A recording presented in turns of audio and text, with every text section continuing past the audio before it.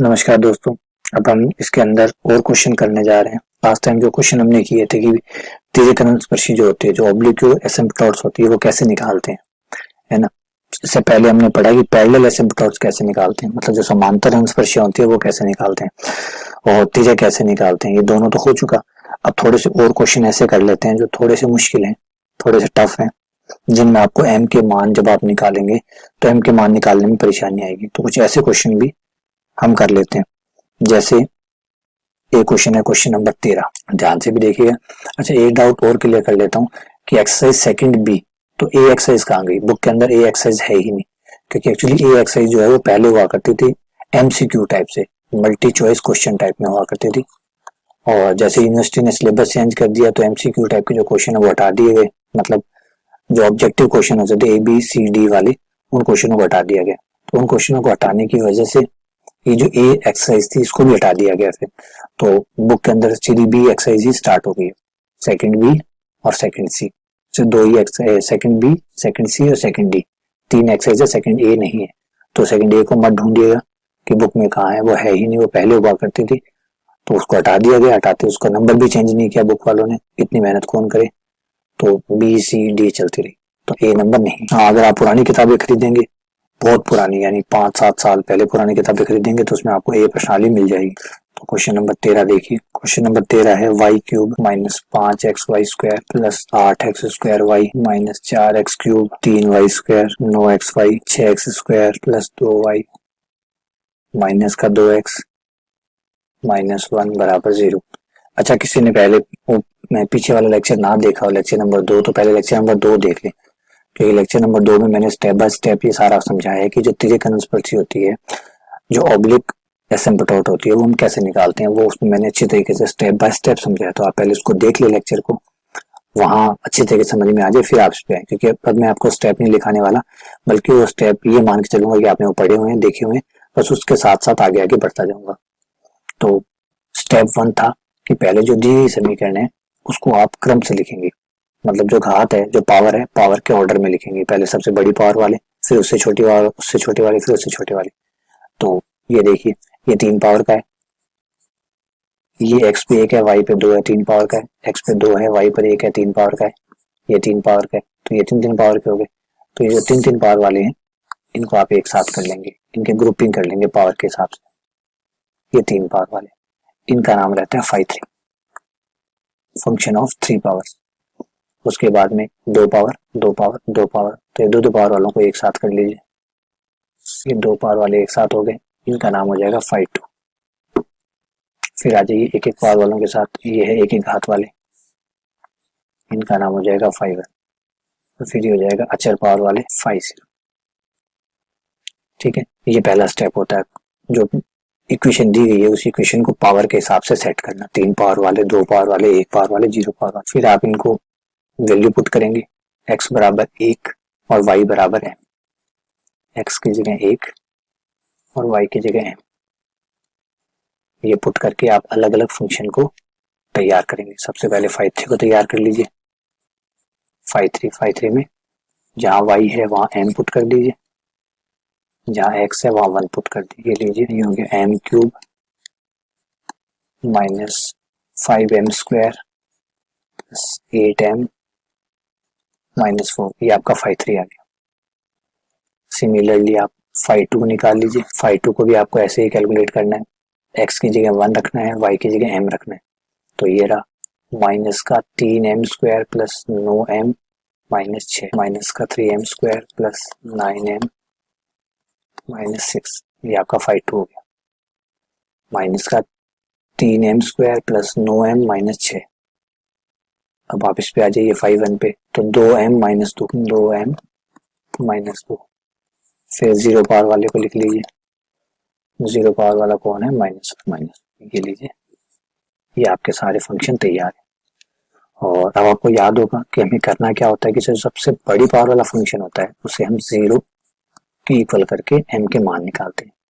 तो इसे 0 के इक्वल करेंगे, तो ये हमारी इक्वेशन क्या थी? m³ minus 5m² plus 8m minus 4, m³ minus 5m² plus 8m minus 4। अब यहाँ से हमें m के मान निकालने। ये सवाल मैंने इसलिए चूज किया क्योंकि इस सवाल में आसानी से आप m के मान नहीं निकाल सकेंगे।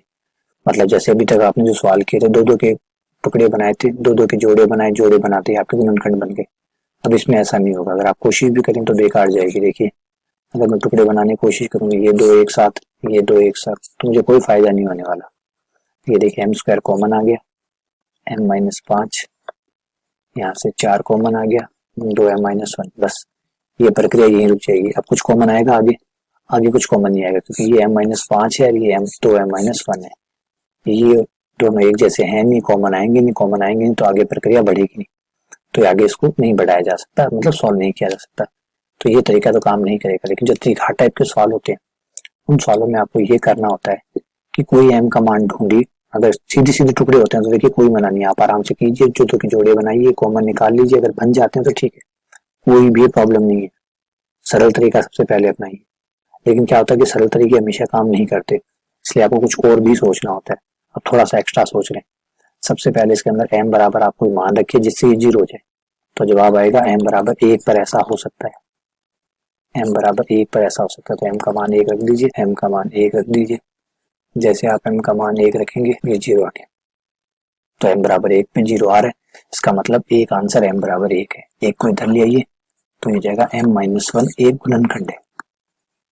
तो इसके जो 3 गुणनखंड होने वाले, 3 गुणनखंड इसलिए होने वाले 3 घात के समीकरण है, तो ये इसका एक फैक्टर ये है। जिसके 3 फैक्टर होने वाले हैं उन 3 फैक्टर्स में से एक फैक्टर m माइनस 1 है। अब बचे हुए फैक्टर निकालने के लिए आप डिवाइड कर देंगे, भाग दे देंगे इसी m माइनस 1 का इस पूरे वाले बहुपद के अंदर, पोलिनोमियल के अंदर भाग दे देंगे। तो m cube minus 5m square, m cube minus 5m square plus 8m minus 4 भाग दीजिए।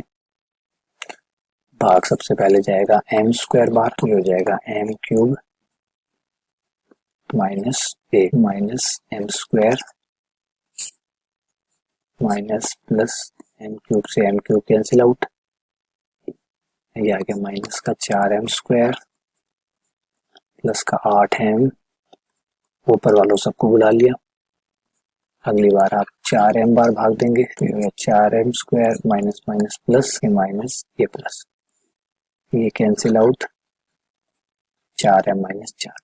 फिर आप 4 का भाग देंगे, हो जाएगा 4m माइनस 4 प्लस माइनस, ये कैंसिल आउट, ये आपका 0। ठीक है, m minus 1 m square minus 4m plus 4, तो आपके गुणनखंड हो गए m minus 1 m square minus 4m plus 4 बराबर 0। ये तो होल स्क्वायर बन गया, m माइनस 2 का होल, ये आ गया m बराबर 1 2। अब m के दो मान सेम है, एक मान अलग है, तो सबसे पहले भिन्न मान के लिए जो असमान है, जिसके जैसा कोई और नहीं है, पहले उसके लिए हम c का कैलकुलेशन कर लेते हैं। और c के कैलकुलेशन का फॉर्मूला था -φ2 अपॉन φ3 डैश। हमें φ3 का डैश चाहिए होगा, ऊपर चलते हैं, φ3 का डैश कैलकुलेट करते हैं कितना होगा। ये रहा आपका φ3 का डैश ले लीजिए भाई। डैश का मतलब m के सापेक्ष अवकलन करना, तो ये हो जाएगा 3m स्क्वायर माइनस का 10m प्लस का 8, 3m square minus 10m plus 8, 3m square minus 10m plus 8। तो ये हमने φ2 और φ3 डैश का मान रख दिया। अब आप m का मान रख दीजिए, m का मान कितना है 1, m बराबर 1 रखने के बाद c बराबर आ जाएगा -3 प्लस 9 माइनस 6 3 माइनस 10 प्लस 8, ऊपर आ जाएगा 0, नीचे आ जाएगा 11 10 1, ये 0 आ गया, तो c का मान आ गया। अब m के जो समान मान है उनके लिए भी कैलकुलेट कीजिए, m के समान मानों के लिए, क्योंकि m के दो मान समान भी आए हैं, m बराबर 1 1, उनके लिए होता है c स्क्वायर बटा 2 φ3 double dash c φ2 dash plus φ1 बराबर 0। φ3 का डबल डैश करेंगे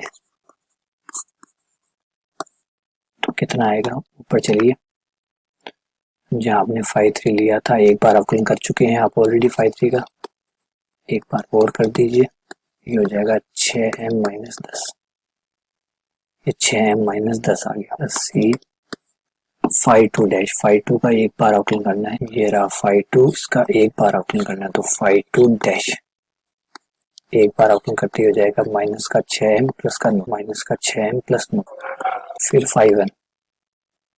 5n हमारे क्वेश्चन के लिए है 2m-2। अब m का मान रख दीजिए, m का मान कितना है, m के समान मान कितने हैं भाई, 2 है, सॉरी भाई ये गलत हो गया, यहाँ पे m के समान मान 2 है, 2 रख दीजिए, m बराबर 2 पर सी स्क्वायर बटा 2, 2 रखते 12, 12 में से 2 10 गए 2, सी माइनस का 12 प्लस का 9, ये हो गया 4, 4 माइनस 2 2 बराबर 0, 2 से 2 कैंसिल हो गया, ये हो गया सी स्क्वायर माइनस 12 में से 9 हो गया माइनस का 3 प्लस 2 बराबर 0। गुणनखंड कर लीजिए, गुणनखंड 2 और 1 हो जाएंगे, इन 2 को एक साथ, इन 2 को एक साथ, ये c-2 और c-1, c-2 c बराबर 1। ये लीजिए सारे m के लिए c के मान आ चुके, जो m बराबर 1 था उसके लिए c बराबर 0 आया था, जो m बराबर 2 हैं उनके लिए c बराबर 2 और c बराबर 1 है। ये सारे मान आ गए, इनके लिए y बराबर mx प्लस सी अप्लाई, y बराबर mx प्लस सी। तो सबसे पहले ये वाला हो जाएगा y बराबर x प्लस 0, ये हो जाएगा y बराबर 2x प्लस 2, ये हो जाएगा y बराबर 2x प्लस 1। ये लीजिए ये तीनों अनुस्पर्शियां ज्ञात होगी, तो इस वक्र की ये 3 अनुस्पर्शियां थी। अब नीचे के 2 क्वेश्चन और है 14 और 15, वो देख लीजिए ताकि ये पूरी हो जाए प्रश्नावली। क्वेश्चन नंबर 14 और 15 कह रहा है कि ये जो वक्र है इन वक्र की कोई अनुस्पर्शिया नहीं है। सिद्ध कीजिए इस वक्र की कोई अनुस्पर्शी नहीं, x की पावर 4 प्लस y की power 4 x square minus y square, इस वक्र की कोई अनुस्पर्शी नहीं है।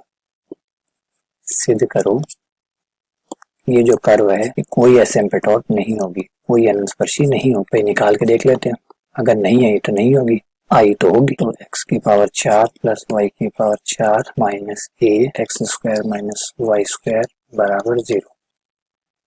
सबसे बड़ी पावर सबसे पहले जो कि ऑलरेडी है, ये 4 पावर वाले हैं, इनका नाम 5 4, 3 पावर का यहाँ कुछ भी नहीं है 0, ये 2 पावर वाले हैं 5 2 है, 1 पावर वाला यहाँ कोई नहीं है, 0 पावर अचर पद का भी यहाँ कोई नहीं है। 5 4 में x बराबर 1 y बराबर m रख दो, 5 4 आ जाएगा, इसकी जगह 1 और y की जगह m। जैसा कि हमें करना होता है कि जो सबसे बड़ी पावर वाला होता है उसको 0 करके m के मान निकालने होते हैं, तो 5 4 को आप 0 करोगे और m के मान निकालोगे।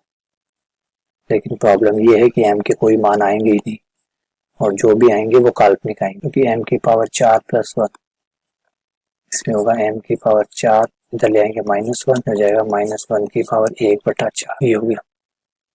तो इसे जो ऑब्वियसली बात है -1 की पावर 1/4 है, तो जो भी आंसर आएंगे, जो भी इससे आंसर आएंगे वो काल्पनिक आएंगे। क्यों? क्योंकि ऐसे होगा, क्योंकि -1 की पावर 1/2 की पावर 1/2 और 1/2 पावर होती तो आयटा बन जाता है, तो ये तो आयटा बन गया। इससे जो भी मान आएंगे वो सारे काल्पनिक आएंगे, मतलब आयटा में आएंगे।